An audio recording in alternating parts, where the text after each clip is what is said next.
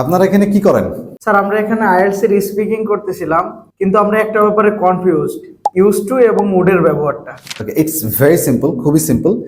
Use to এবং would এই দুইটাই অতীতে ব্যবহার হয়, যদিও উডের অনেকগুলা ব্যবহার আছে, বাট অতীতে কিভাবে ব্যবহার করছে বাংলায় আমরা কেন কনফিউজ হয়, কারণ দুইটাই করতাম যেতাম, মনে হয় যে দুইটা অভ্যস্ত। হ্যাঁ, যেরকম সে বলল যে আমি ক্রিকেট খেলতাম, তার মানে সে আগে ক্রিকেট খেলতো, ক্রিকেট খেলা তার অভ্যাস ছিল, রাইট?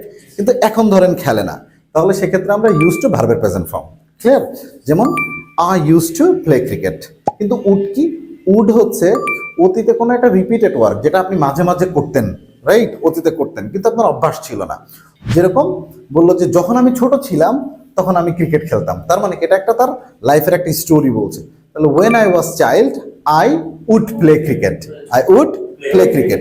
অথবা আপনি এটাকে এভাবে বলতে পারতেন, যখন আমি ছোট ছিলাম তখন আমার দাদা আমাকে গল্প শোনাতো। তো when I was child my grandfather tell me story.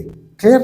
বা যখন আমি ছোট ছিলাম তখন আমি মাঝে মাঝে বাবার সাথে মার্কেটে যেতাম, তাহলে when I was child I would go to shopping with my father. Clear? তাহলে দুটোর মধ্যে পার্থক্য কি? একটা হচ্ছে যে অতীতে আপনি কোনো কাজ রেগুলার করতেন কিন্তু এখন আর করেন না, যেটা আপনার অভ্যাস ছিল। আর উডের ক্ষেত্রে মূলত অভ্যাস না, বাট অতীতে কোনো একটা কাজ আপনি মাঝে মাঝেই করতেন, রেগুলার রিপিটেড করতেন, অথবা কোনো একটা সিকোয়েন্স স্টোরি নিয়ে কথা বলছেন, সেক্ষেত্রে উড ব্যবহার করবো। Clear? That's good, thank you.